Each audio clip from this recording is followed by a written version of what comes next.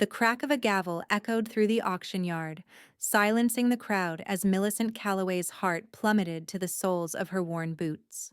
Nebraska Territory, 1865, had become the setting for the greatest humiliation of her 19 years of life, being sold to the highest bidder to settle her late father's gambling debts. Sold to the gentleman in the back, the auctioneer announced, pointing toward a tall figure partially obscured by shadow. Millicent strained to see the face of her new owner, her throat constricting as he stepped forward. Dust swirled around his spurs as he approached, revealing a hard-edged face with eyes that seemed carved from ice, cruel, calculating, and entirely without mercy. "You fetch a high price for a farmer's daughter," he said, his voice gravelly and low. His gaze traveled over her as if assessing livestock, and Millicent fought the urge to shrink away. "I'm not property to be bought and sold," she replied, though the tremor in her voice betrayed her fear. The man's mouth curled into what might have been a smile on a kinder face. "The bank and the law disagree, Miss Calloway." He gestured toward the official papers changing hands. "You'll work off your father's debt at my ranch. The agreement's binding for 3 years. And if I refuse? Then it's prison for defrauding creditors." He tilted his head, studying her with those merciless eyes. "I'm Yates Xavier. Most call me Xavier. My ranch lies 2 days' ride north. Get your belongings." Millicent fought back tears as she gathered her single satchel containing all that remained of her life, a few articles of clothing.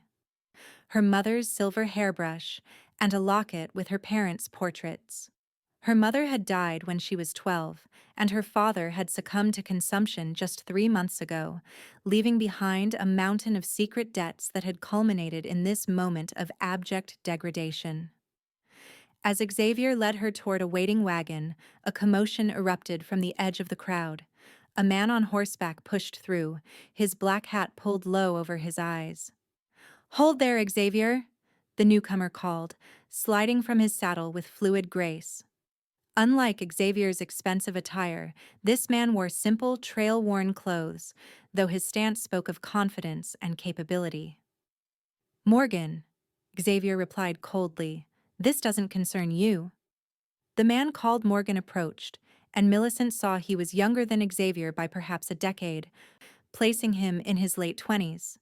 His face was sun-darkened and weathered, but his eyes were startling deep blue and intense, yet not unkind. "When you buy people in my town, it concerns me," he replied, then turned to the auctioneer. "This sale isn't legal. The Homestead Act protects the Calloway property." The auctioneer shook his head. "The debts predated the homestead claim, Mr. Morgan. Everything's in order." Morgan's jaw tightened as he looked at Millicent, then back to Xavier. "How much?" Xavier laughed. "She's not for resale."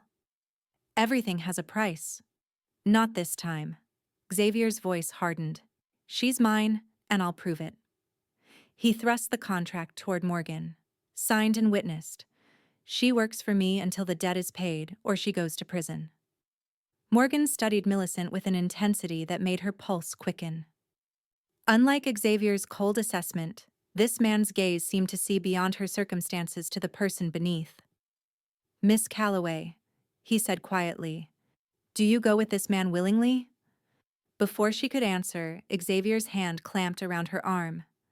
"Her willingness isn't required by law, just her labor." "I asked the lady," Morgan said, his voice dangerously soft.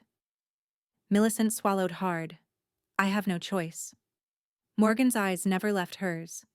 "There's always a choice." "Not when the alternative is prison," she whispered. A muscle jumped in Morgan's jaw. "This isn't finished, Xavier." "It was finished the moment I paid." Xavier pulled Millicent toward his wagon. "Stay clear of my business, Morgan, or you'll regret it." As Xavier forced her onto the wagon seat, Millicent caught Morgan's gaze once more.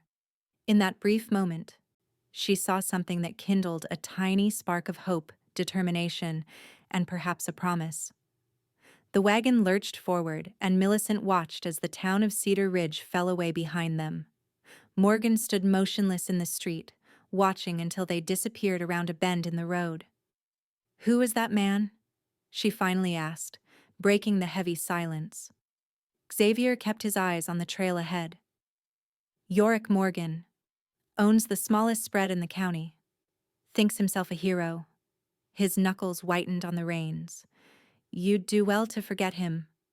Something in his tone told Millicent that there was history between the two men, something bitter and unresolved. As the wagon rattled northward, Millicent stared at the endless prairie stretching toward the horizon. Her life had been uprooted in a single afternoon, and she was now at the mercy of a stranger with eyes like winter. Yet the memory of another pair of eyes, fierce and determined, followed her into the gathering dusk. The journey to Xavier Ranch was grueling. They camped overnight with minimal conversation, Millicent sleeping fitfully on a bedroll while Xavier kept watch. By midday of the second day, they crested a rise overlooking a sprawling ranch nestled in a verdant valley. "Xavier Ranch," he announced without pride or pleasure. 2,000 acres, 300 head of cattle, and the finest horses in the territory. Millicent took in the impressive main house, bunkhouse, barn, and outbuildings. Unlike many frontier establishments, Xavier Ranch spoke of prosperity and permanence. "It's substantial," she managed. Xavier flicked the reins. "Your father lost everything trying to gain a fraction of what I've built." The barb struck deep. "My father was a good man who made mistakes." "Good men don't gamble away their daughter's future," Xavier replied coldly. As they approached the ranch, several workers paused in their tasks to observe their arrival. Millicent felt their curious gazes and straightened her spine, determined not to show weakness. A gray-haired woman emerged from the main house as Xavier halted the wagon. Her severe expression softened slightly when she saw Millicent. "This is Mrs. Winters, the housekeeper," Xavier said. "She'll show you your duties and quarters." Mrs. Winters approached, her assessing gaze taking in Millicent's travel-worn appearance. "Come along, girl. You need washing up before anything else." As Millicent climbed down, Xavier called after her. "You'll take your meals in the kitchen and sleep in the small room off the pantry. Work begins at sunrise." Without waiting for a response, he handed the reins to a stable hand and strode toward the main house. Mrs. Winters clicked her tongue.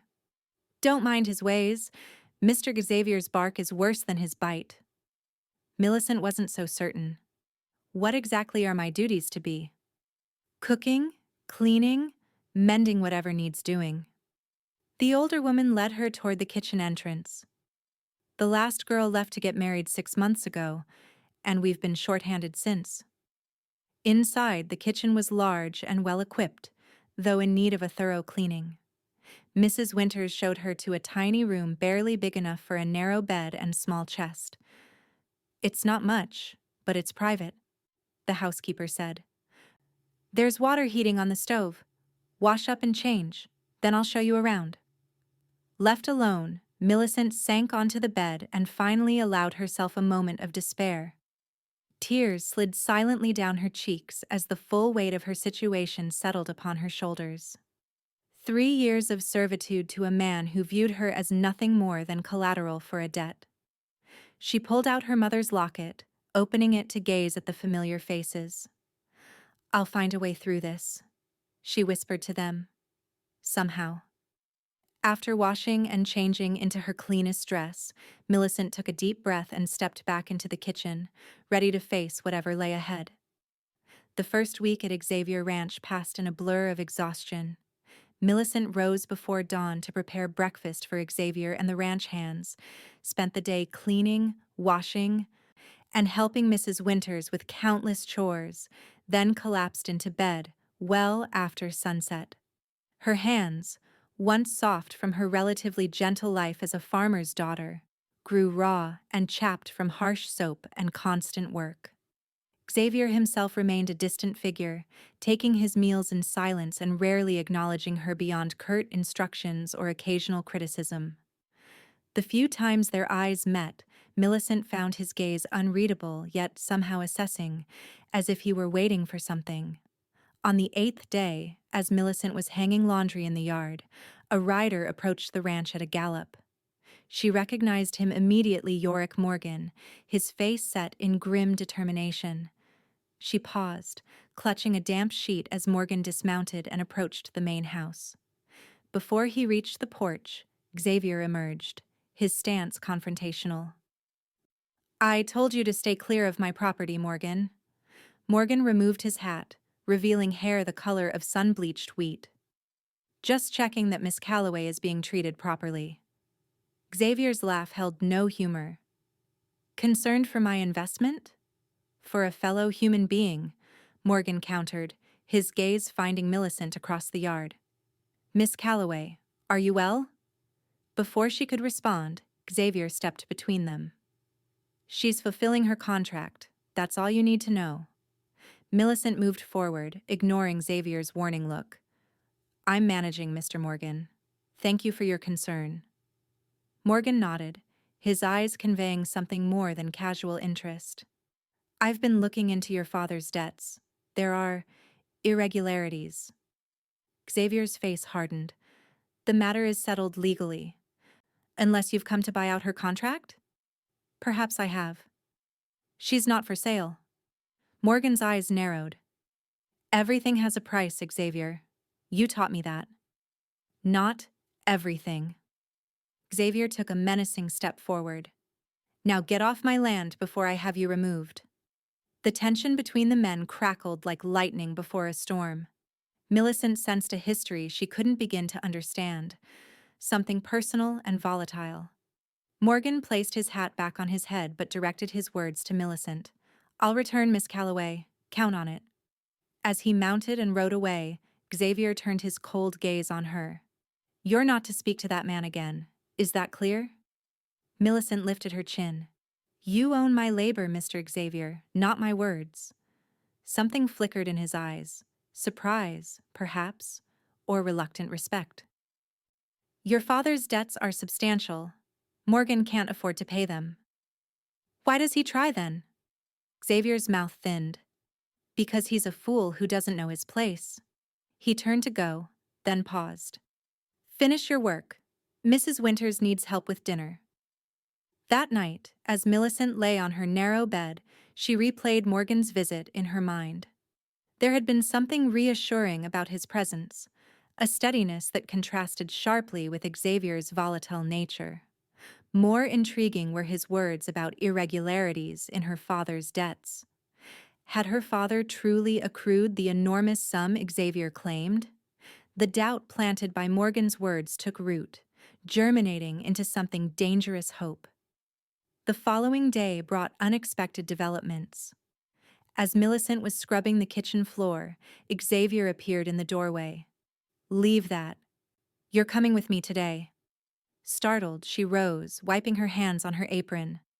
"Where?" "To town. I need supplies, and Mrs. Winters has a list." The prospect of leaving the ranch, even briefly, lightened Millicent's spirits. She changed quickly into her best dress, still shabby but presentable, and joined Xavier at the wagon.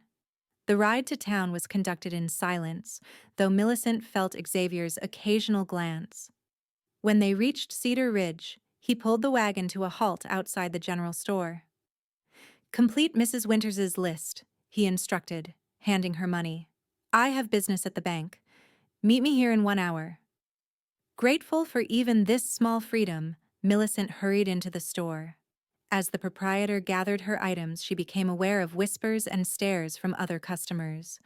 Word of her sale had clearly spread. "Millicent?" A gentle voice broke through her discomfort. She turned to find Martha Winslow, the schoolteacher and one of her few friends before her father's death. Martha's kind eyes filled with concern. "I heard what happened," Martha said softly. "Is it true? Did Xavier buy your contract?" Millicent nodded, fighting sudden tears. 3 years of service to clear my father's debts." Martha squeezed her hand. "That man has a reputation, Millie. Be careful. What kind of reputation? Martha glanced around nervously. They say his first wife died under questionable circumstances. Nothing was proven, but Miss Calloway. The deep voice made both women jump. Yorick Morgan stood in the doorway, his tall frame backlit by the afternoon sun. He nodded politely to Martha before approaching Millicent. Mr. Morgan, she acknowledged, heart beating faster. Xavier is at the bank. If he sees you, I know. That's why I came now. He lowered his voice. I've been investigating. Your father owed money, yes, but not nearly the amount Xavier claims. Millicent's breath caught. What are you saying? I'm saying Xavier manipulated the situation to acquire you specifically. His blue eyes held hers intently. The question is why? The store owner approached with Millicent's parcels, forcing their conversation to end abruptly. As she paid, Morgan scribbled something on a scrap of paper and slipped it into her hand. If you need help, he murmured, send word. He departed as quickly as he'd appeared, leaving Millicent clutching the paper with trembling fingers. She tucked it into her pocket just as the store owner finished packaging her purchases.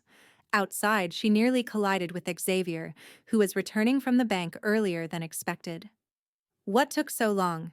He demanded, taking the packages from her arms. The store was busy, she lied, avoiding his gaze. His eyes narrowed as if sensing her deception. Get in the wagon. As they rode back to the ranch, Millicent was acutely aware of the paper burning in her pocket and the man sitting rigidly beside her.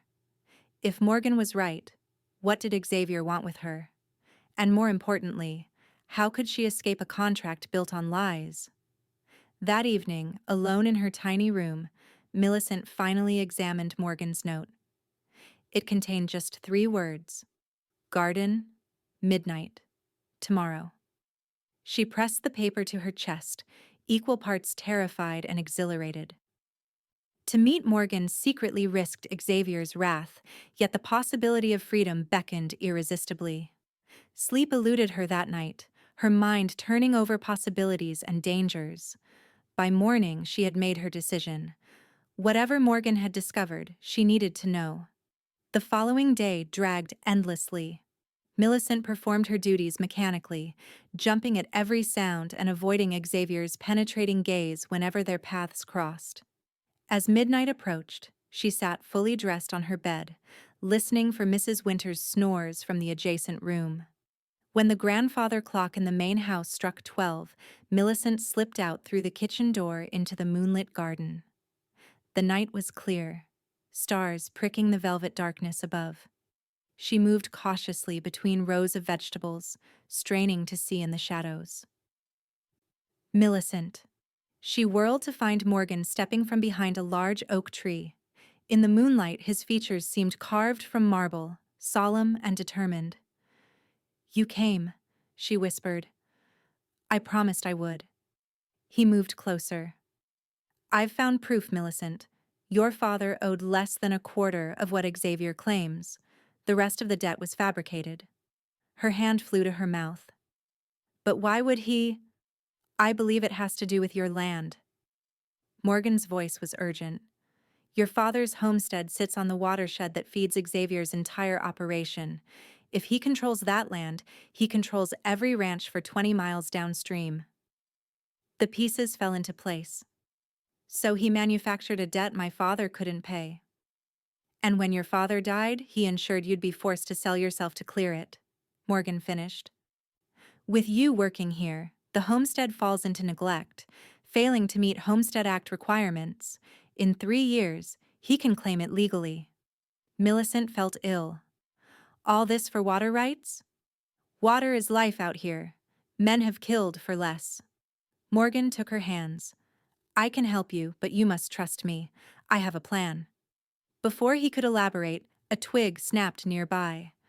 Morgan pushed Millicent behind him as a figure emerged from the shadows. Not Xavier, but his foreman, Rance Kelly. Well, well, Kelly drawled, rifle aimed steadily at Morgan's chest. Mr. Xavier said someone might be sneaking around tonight. Didn't expect it'd be you, Morgan. Morgan didn't move. This doesn't concern you, Kelly. When it happens on Xavier land, it concerns me. Kelly gestured with the rifle. Miss, get back to the house. Mr. Xavier will deal with you later. Millicent stepped forward. No, I'm not. Go, Morgan interrupted, his eyes never leaving Kelly. We'll continue this another time. The determination in his voice gave her courage. Promise me. I promise. His gaze finally shifted to hers, conveying volumes in that brief connection. Soon. Heart pounding, Millicent retreated toward the house. As she reached the kitchen door, she heard Kelly order Morgan off the property. Through the window, she watched Morgan mount his horse and ride away, the night swallowing him whole. She barely had time to reach her room before Xavier appeared in the doorway, his expression thunderous. Sneaking out to meet Morgan?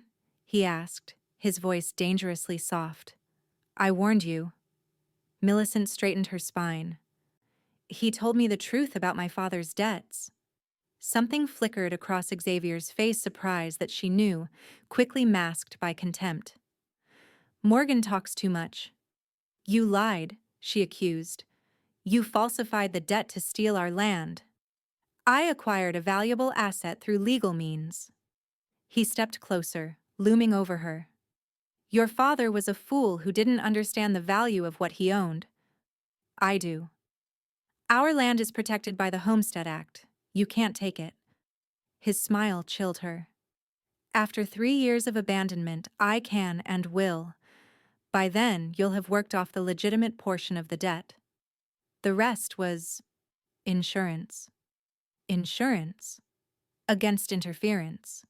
Xavier studied her with those cold eyes. Morgan has always wanted what's mine. This time, he won't succeed. The possessive tone in his voice confused her. This is about more than land between you two, isn't it? Xavier's jaw tightened. Morgan worked for me once. He betrayed my trust. Now he tries to take what's mine again. I am not yours, Millicent said, finding courage in anger. Nor is my land. His hand shot out, gripping her wrist painfully. The contract says otherwise, and after tonight, you'll be confined to the house unless accompanied. No more midnight meetings. After he left, Millicent sank onto her bed, mind racing. Xavier had admitted to his deception, but what could she do? The contract was legal, even if based on fraudulent claims. Without proof, she had no recourse. And yet, Morgan had said he found evidence. If she could get that evidence to the authorities. Sleep eluded her as she formulated a desperate plan. Whatever happened, she would not surrender her father's land or her freedom without a fight. True to his word, Xavier imposed strict limitations on Millicent's movements. She was never allowed outside alone, and her workload increased to keep her occupied from dawn until dusk. 2 weeks passed with no word or sight of Morgan, though Millicent often found herself scanning the horizon, hoping for a glimpse of his distinctive figure. One afternoon, as she helped Mrs. Winters prepare vegetables in the kitchen, the housekeeper broke the tense silence. You've stirred up a hornet's nest, girl. Millicent glanced up from the potatoes she was peeling. What do you mean? Mrs. Winters looked around cautiously before continuing. Mr. Xavier's been in a state since your midnight meeting with that Morgan fellow. I haven't seen him this agitated since his wife died? Millicent ventured, remembering Martha's warning. The older woman's eyes widened. Who told you about that? People talk. Mrs. Winters sighed heavily. It was a terrible business. She fell from her horse during a storm. Some said she was trying to leave him. Do you believe that? I believe Mr. Xavier is a complicated man who doesn't handle loss well. Mrs. Winters returned to her chopping. Be careful, girl. Don't become another tragedy. The warning lingered in Millicent's mind as she went about her duties. That evening, as she served dinner to Xavier in the dining room, She noticed he seemed preoccupied, repeatedly glancing at a letter beside his plate. "Problem with the cattle?" she asked, attempting to sound casual as she poured his coffee. Xavier looked up, surprised at her initiative. After a moment's hesitation, he responded, "Morgan has filed a legal challenge to your contract, claiming fraud." Millicent's heart leapt. "On what grounds?" "He alleges the debt was inflated." Xavier's eyes narrowed. "Did you know he would do this?" "No," she answered truthfully. Morgan hadn't mentioned legal action during their brief meeting.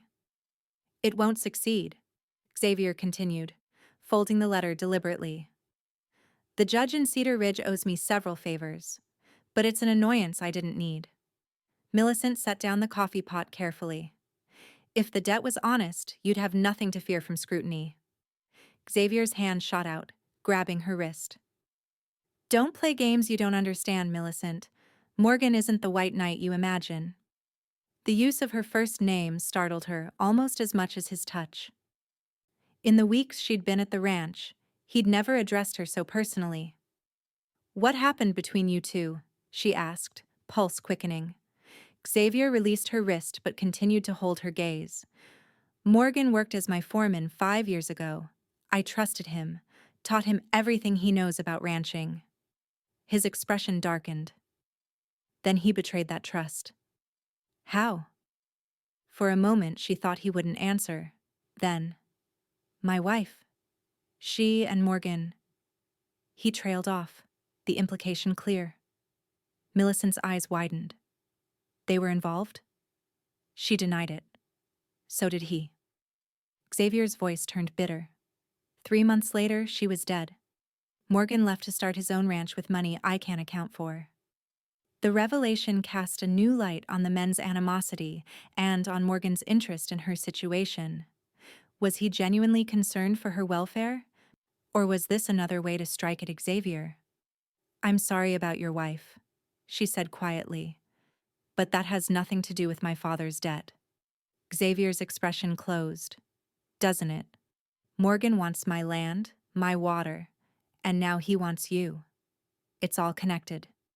His words lingered uncomfortably as Millicent retreated to the kitchen. The idea that she might be merely a pawn in some long-standing feud between the men was disheartening.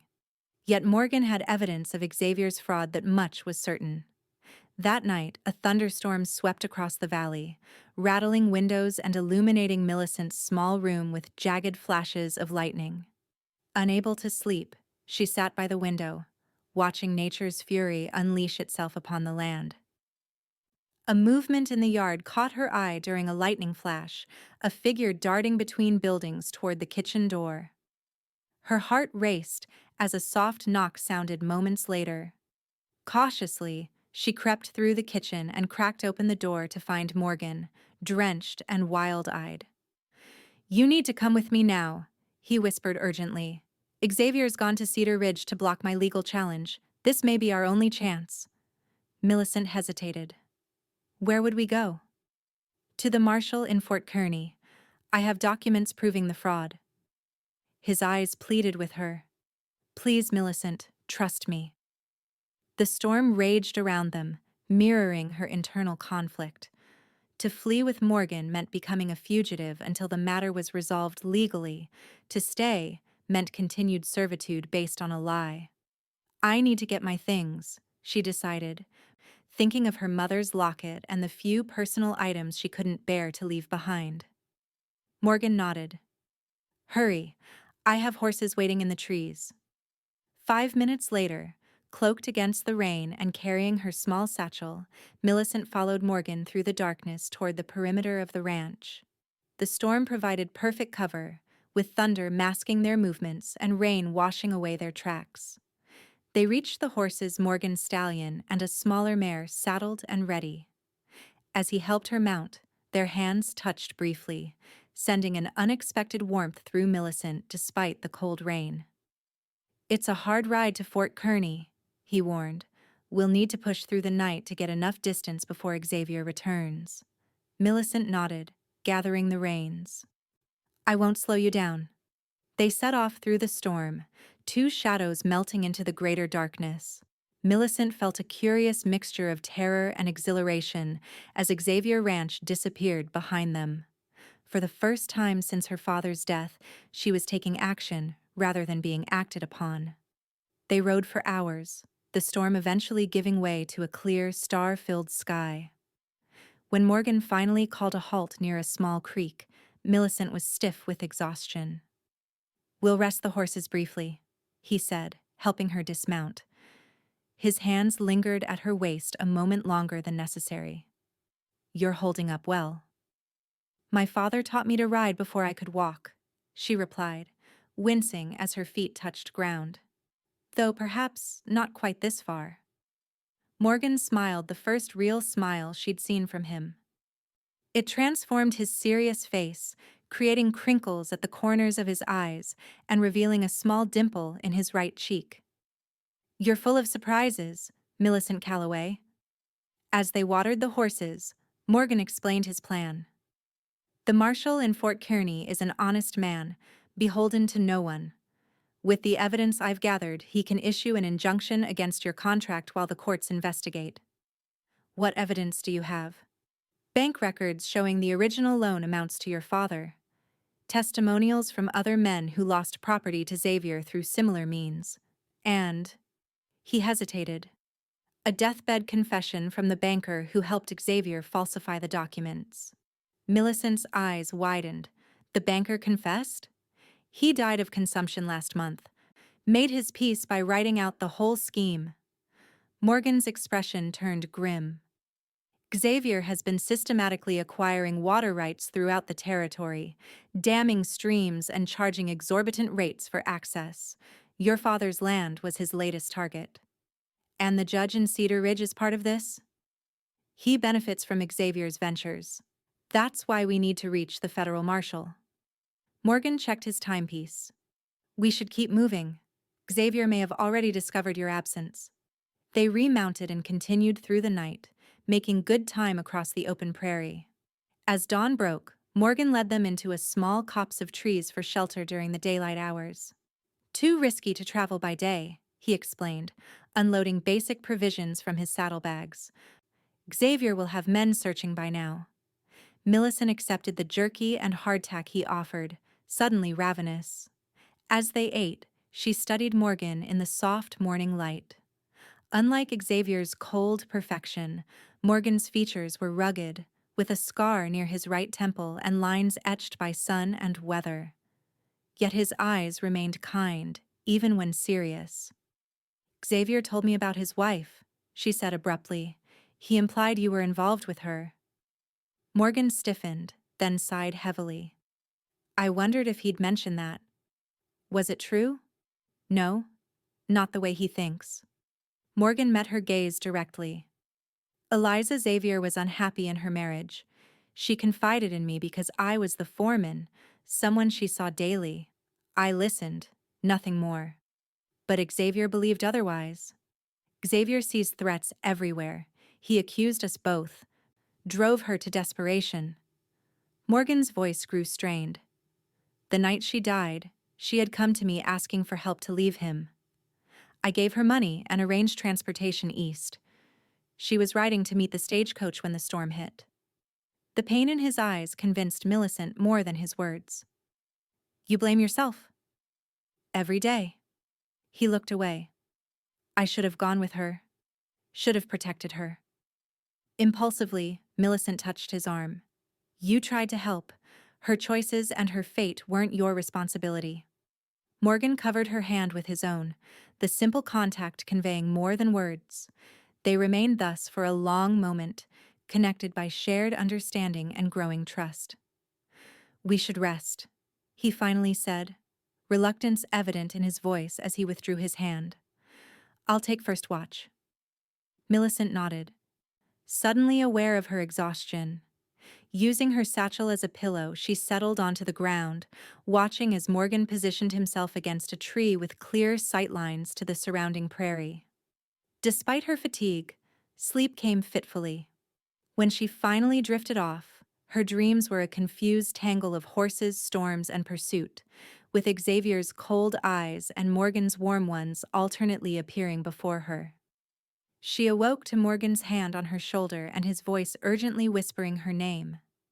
The quality of light suggested late afternoon. "Riders," he explained, helping her up.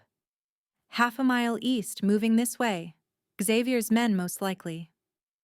Fear clenched her stomach as she quickly gathered her belongings. "How did they find us?" "They're quartering the territory. Standard search pattern." Morgan was already saddling the horses. "We need to move now. Try to circle around them." They rode out cautiously, keeping to low ground and using trees for cover when possible. As twilight approached, they crested a small rise, and Morgan gestured for Millicent to halt. Below them, not 200 yards away, 4 riders moved methodically through the gathering dusk. Even at this distance, Millicent recognized Xavier's foreman, Kelly, leading the search. "They're between us and Fort Kearny," Morgan whispered. "We'll have to divert south, cross the river at Platte Crossing." As they turned their mounts, a shout rose from below they'd been spotted. Kelly's voice carried clearly. "There! On the ridge!" Morgan spurred his horse forward. "Ride!" Millicent bent low over her mare's neck as they galloped across the prairie, the thunder of pursuing hooves growing steadily closer. Her heart pounded in rhythm with her horse's strides, fear and determination driving her forward. They reached a dense stand of trees with the pursuers less than 100 yards behind. Morgan led them into the thicket, branches whipping past as they navigated the narrow game trail. "The creek is just ahead," he called. "If we can cross it, we might lose them in the dark." As they burst from the trees, the creek appeared before them, swollen from the recent storm into a churning torrent. Morgan hesitated only momentarily before plunging in, his stallion fighting the current. Millicent followed, gasping as icy water soaked through her boots and skirts. Her mare struggled against the force of the water, nearly losing footing on the slippery creek bed. For one terrifying moment the current caught them, pushing them downstream, before the mare found purchase and lunged toward the opposite bank. They scrambled up the muddy incline just as Kelly and his men reached the other side. In the deepening darkness, Millicent could make out their frustrated figures as they assessed the dangerous crossing. "They won't risk it at night," Morgan said, relief evident in his voice. "We've bought ourselves a few hours." They continued south, pushing their tired mounts as long as they dared before making camp in a sheltered ravine. This time, exhaustion claimed Millicent immediately, and she slept deeply until Morgan gently woke her at dawn. "We're making good time," he assured her as they broke camp. "Platte Crossing by nightfall, then Fort Kearny tomorrow." The day passed in a blur of endless riding, brief rests, and constant vigilance. Morgan proved to be a skilled guide, finding water when needed and avoiding open ground where they might be spotted. By late afternoon, they had seen no further sign of pursuit. "Perhaps they gave up," Millicent suggested hopefully as they paused to rest the horses. Morgan shook his head. "Not Kelly. Not when Xavier's involved." He scanned the horizon. "They're still out there, probably trying to get ahead of us." His instincts proved correct. As they approached Platte Crossing at dusk, Morgan suddenly reined in sharply, gesturing for Millicent to be still. Ahead, barely visible in the fading light, 2 riders watched the crossing from a concealed position among the cottonwoods. "They guessed our route," Morgan whispered. "We'll have to find another way across." They retreated carefully, following the river upstream for several miles, before Morgan found what he was seeking, a narrow point where the river ran shallow over a gravel bed. "It's risky," he admitted. "The bottom could be unstable after the storm. But it's our best chance." Millicent nodded, trusting his judgment. "Lead the way." The crossing proved harrowing nonetheless. The current was stronger than it appeared, and halfway across, Millicent's mare stumbled on shifting gravel. Water surged around them as the horse fought to regain its footing. "Hold tight!" Morgan called, maneuvering his stallion alongside. He reached out, grabbing her reins to help stabilize the mare. For a breathless moment, Millicent thought they would both be swept away. Then the mare found solid ground, and they continued to the opposite bank, emerging drenched but safe. "That was too close," Morgan said, checking Millicent's mare for injuries. Finding none, he helped Millicent dismount to wring out her sodden clothes as best she could. As he assisted her, their faces came close, and Millicent became acutely aware of his proximity, the warmth of his hands, the concern in his eyes, the slight catch in his breathing that mirrored her own. "Thank you," she whispered. "For everything." Something shifted in his expression, a softening that made her heart beat faster. "Millicent, I—" A rifle shot cracked through the night, the bullet splintering bark from a tree inches from Morgan's head. They dropped instinctively as a voice called out from the darkness. "Next one won't miss, Morgan. Send out the girl and you might live." Kelly had found them. Morgan pushed Millicent toward the horses. "Get behind them," he hissed, drawing his revolver. "You're outgunned, Morgan," Kelly shouted. "Xavier wants the girl back unharmed, but he didn't say anything about you." Another shot rang out, closer this time. Morgan returned fire, the flash from his revolver briefly illuminating their position. "We can't stay here," Millicent whispered urgently. "They know exactly where we are." Morgan nodded grimly. "When I fire next, run for the trees. Stay low, Zigzag. I'll be right behind you." "Promise me." Their eyes met in the darkness. "I promise." Morgan fired 3 rapid shots toward Kelly's position, and Millicent sprinted for the tree line 20 yards away. Gunfire erupted behind her as Kelly and his men returned fire. She reached the shelter of the trees and turned back in time to see Morgan stumble as he ran toward her. "Yorick!" she cried, using his first name without thinking. He regained his balance and made it to her side, clutching his left arm. Blood seeped between his fingers. "Just grazed," he assured her, though his face was pale in the moonlight. "Come on, we need to keep moving." They plunged deeper into the woods, the sounds of pursuit fading as Kelly and his men struggled to find their trail in the darkness. After what seemed like hours of careful navigation through the dense forest, Morgan finally called a halt in a small clearing. "We should be safe for now," he said, slumping against a tree. "They won't track at night." Millicent immediately examined his arm, tearing a strip from her petticoat to bind the wound.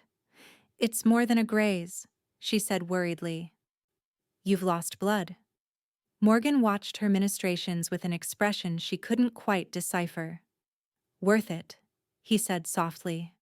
Their eyes met, and something unspoken passed between them, acknowledgement of feelings that had been growing since that first meeting in Cedar Ridge. Without conscious thought, Millicent found herself leaning closer, drawn by an irresistible pull. Morgan's good arm encircled her waist, bringing her against him. "Millicent," he murmured, his voice rough with emotion. Their lips met in a kiss that began tentatively but quickly deepened into something more urgent, a confirmation of life in the face of danger, a promise of possibilities neither had dared voice aloud. When they finally broke apart, breathless and stunned by the intensity of their connection, Morgan brushed a strand of hair from her face with gentle fingers. "I've wanted to do that since I first saw you," he confessed. Millicent's heart soared despite their precarious situation. "Even then? When I was being sold like cattle? Especially then. You stood with such dignity, such courage." His eyes held hers. "I knew I had to help you, whatever the cost." The sentiment warmed her more than any fire could have. And here we are, fugitives in the wilderness. Morgan smiled ruefully. "Not my most elegant courtship strategy." "You're courting me, Mr. Morgan?" she teased, finding unexpected joy in their dire circumstances. "Most determinedly, Miss Calloway." His expression grew serious. "If we survive this." "When we survive this," she corrected, newfound conviction in her voice. "We'll reach Fort Kearney tomorrow. The marshal will help us. Xavier can't win." Morgan's arm tightened around her. "That's what I love about you. Indomitable spirit." The word love hung between them, neither acknowledging it directly yet both feeling its weight and truth. They spent the night huddled together for warmth and comfort, taking turns keeping watch as the stars wheeled overhead. Dawn brought renewed determination. Morgan's wound, though painful, had stopped bleeding, and his strength seemed to have returned. They set off on foot, leading their tired horses through the woods until they reached the edge of the forest. Before them stretched open prairie, with the distant outlines of Fort Kearney visible on the horizon, perhaps a 4-hour ride. "We'll have to risk it," Morgan decided. "Kelly and his men could be anywhere, but we can't stay in these woods forever." They mounted and set out across the open ground, keeping to shallow depressions when possible but maintaining a steady pace toward the fort. The morning sun climbed higher, beating down upon them as they rode. They had covered perhaps half the distance when Millicent spotted a dust cloud to the east, riders moving fast, converging on their position. "Yorick!" she called urgently, pointing. He followed her gaze, his expression hardening. "Xavier," he said grimly. "That's his black stallion in the lead." Millicent's blood ran cold. Xavier himself had joined the pursuit. "We can still make it," Morgan insisted, urging their tired horses to greater speed. "The fort is federal territory. Even Xavier won't defy a U.S. Marshal." The race across the prairie became desperate as the pursuing riders steadily gained ground. Their horses, fresher and pushed by Xavier's determination, ate up the distance separating them. When Fort Kearney was less than a mile away, Xavier's voice carried across the prairie. "Morgan, stop now, or we start shooting." Morgan glanced at Millicent. "Keep riding, don't stop for anything." "I won't leave you." "You must. Get to the marshal." His eyes conveyed what words couldn't, that her safety meant everything to him. "I'll hold them off." Before she could protest further, Morgan reined in his stallion and turned to face the oncoming riders. Millicent continued forward, tears streaming down her face as she heard Morgan call out to their pursuers. "Xavier, this ends now." She couldn't bear to look back as gunshots echoed across the prairie. Her mare, sensing her distress, pushed forward with renewed energy toward the safety of the fort. As she neared the gates, Millicent risked a glance over her shoulder. What she saw nearly stopped her heart. Morgan and Xavier, dismounted, facing each other with guns drawn in the classic stance of a duel. Even as she watched, both men fired. Xavier staggered but remained standing. Morgan dropped to one knee, clearly hit.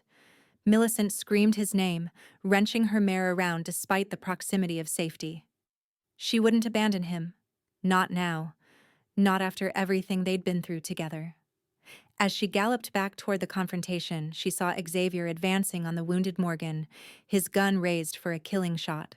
Without hesitation, she rode directly between them, using her horse as a shield. "Stop!" she commanded, her voice carrying such authority that Xavier actually paused. "Enough bloodshed." Xavier's cold eyes fixed on her. "Get out of the way, Millicent. This doesn't concern you. Doesn't it? You falsified my father's debts to steal our land. You sold me into servitude based on lies.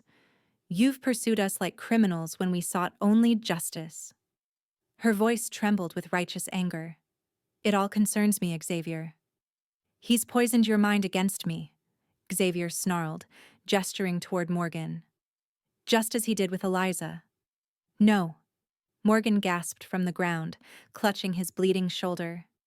"You poisoned her life with your control and cruelty. She was escaping you when she died." Xavier's face contorted with rage. "Lies. All lies." "We have proof," Millicent said firmly. "Bank records, witness statements, the banker's confession. It's over, Xavier."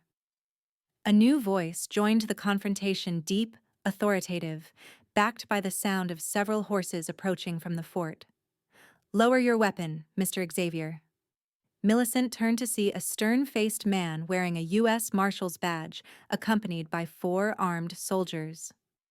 Relief flooded through her at their timely arrival. Xavier's gun remained pointed at Morgan.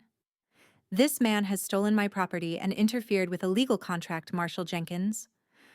I've received telegrams from the circuit judge about this matter. The marshal replied evenly. Serious allegations of fraud have been raised. Until they're resolved, the contract with Miss Calloway is suspended. Xavier's face darkened. You're overstepping your authority. I'm enforcing the law. Marshal Jenkins nodded to his men, who spread out, rifles ready. Now lower your weapon and step back, or I'll arrest you for assault.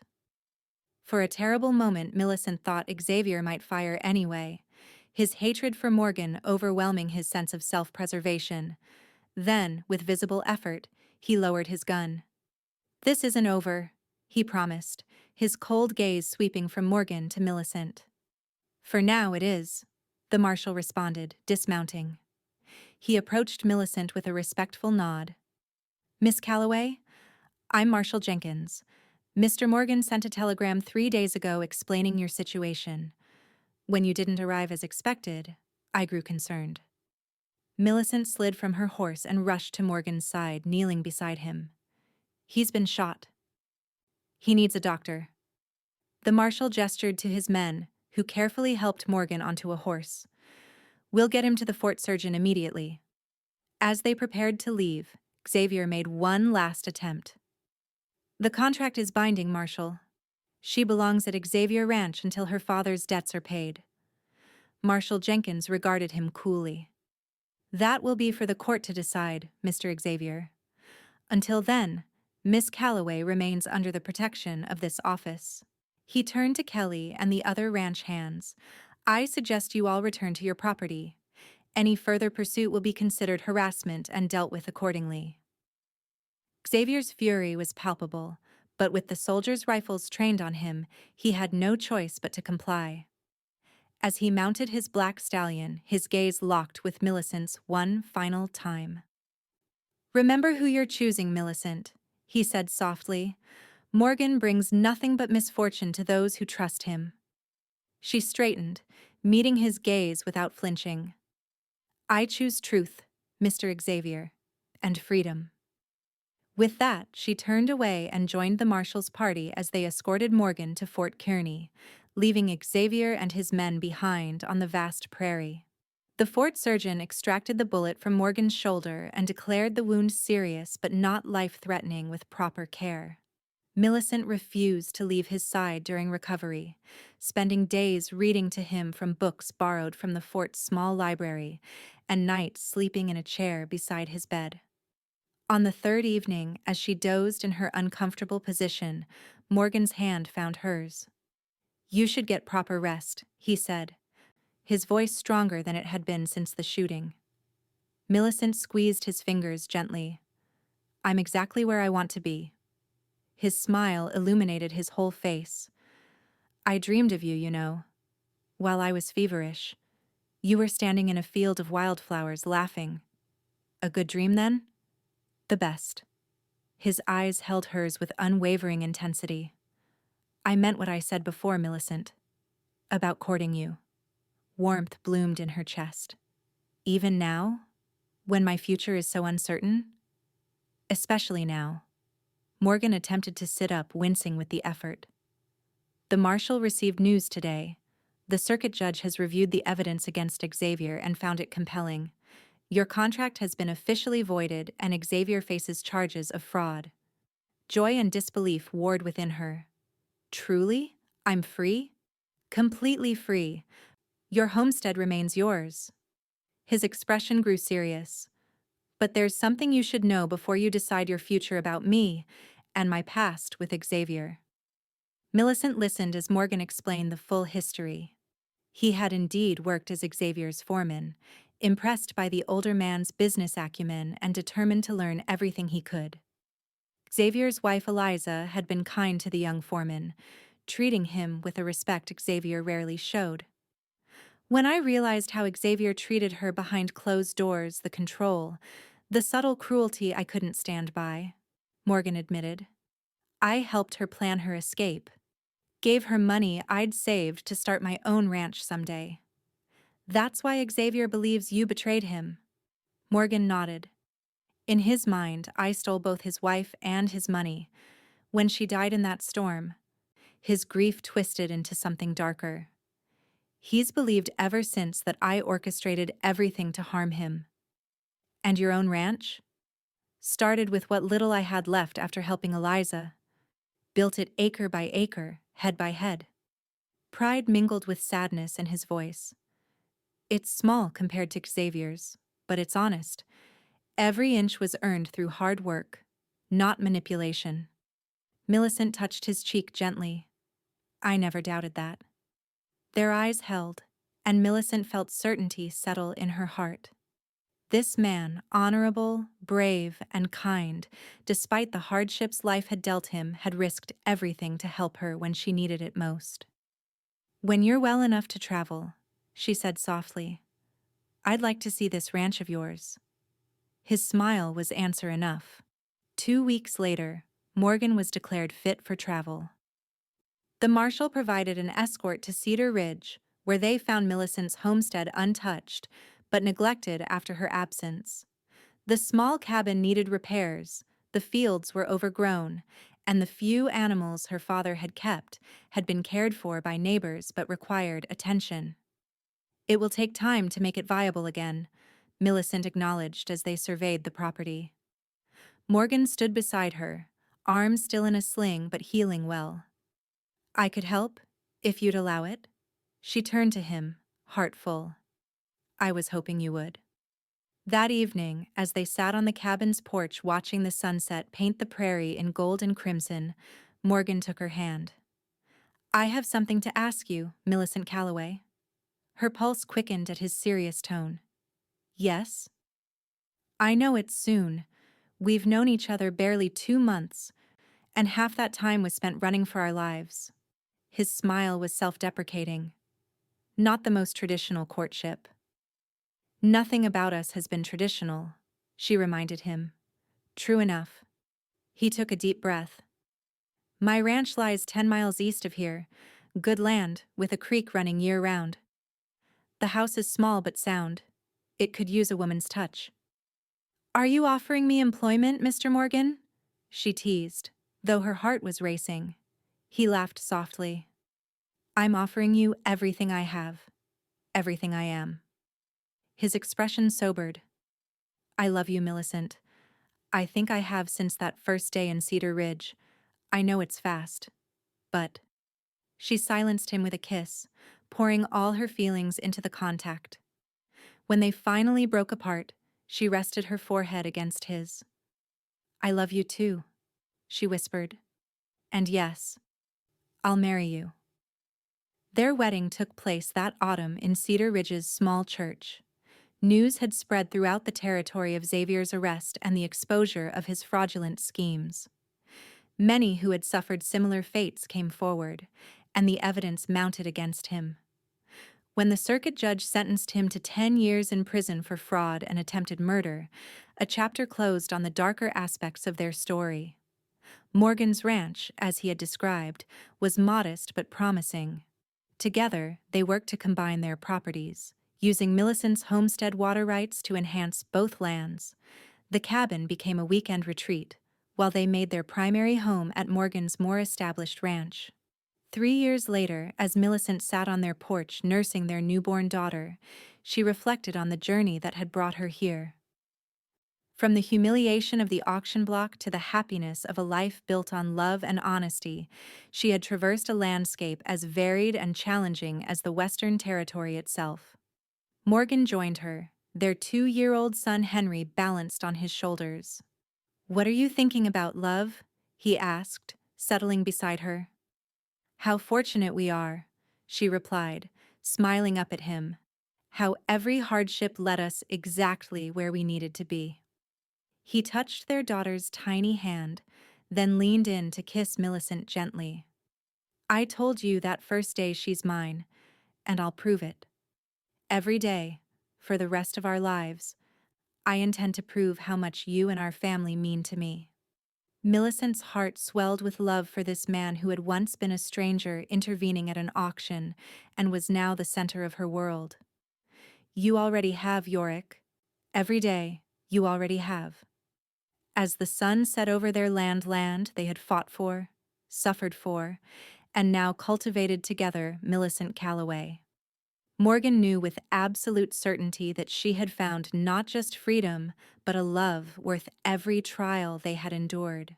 In the wild Western Territory where fortunes could change with the wind, they had built something precious and enduring, a family rooted in truth, strengthened by adversity, and blooming with promise for generations to come.